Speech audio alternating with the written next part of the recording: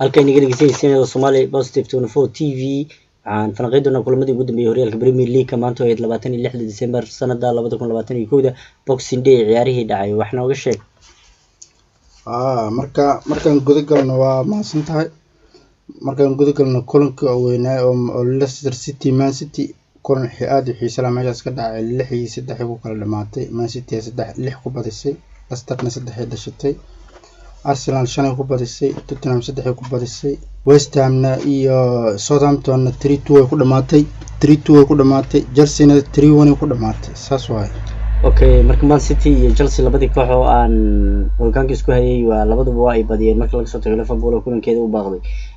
Chelsea meeqa bas 3-1. Okay, marka Chelsea waxay ka kormaraysaa Liverpool oo game uu baaqsan yahay.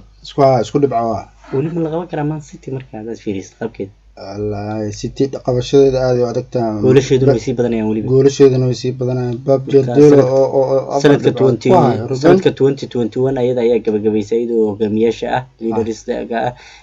dabcan 2022 waxaan rajaynaa waa inuu dabaaldegaan horyaalka. waqtiyadan oo kale markuu hogaanka uu qabto Boxing maalinta la soo Christmaska uu qabto hogaanka oo qaadi jiro horyaalka. gool farqiga u dhaxeeyna aad u badan yahay sama. aad u bataa maanta 3 gool nadiif ah oo 5 gool nadiif ah ku sii bato. marka dadka falanqeeya inta badan Premier League waxay u rajaynayaan Man City gool sanadkan horyaalka Premier League.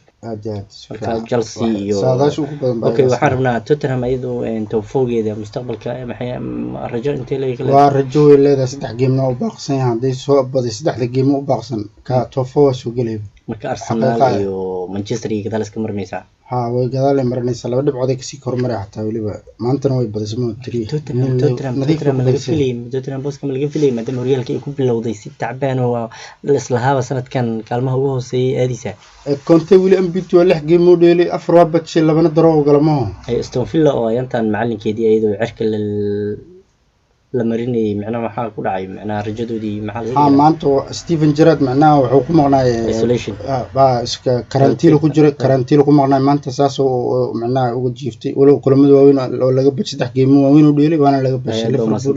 aad baa masanta inta aynu egtahay falanqayntii caawa Premier League wixii kala soo kordhan waa isla joognaa saacadaha soo socdo 24/7 waa idin soo falanqayn doonaa.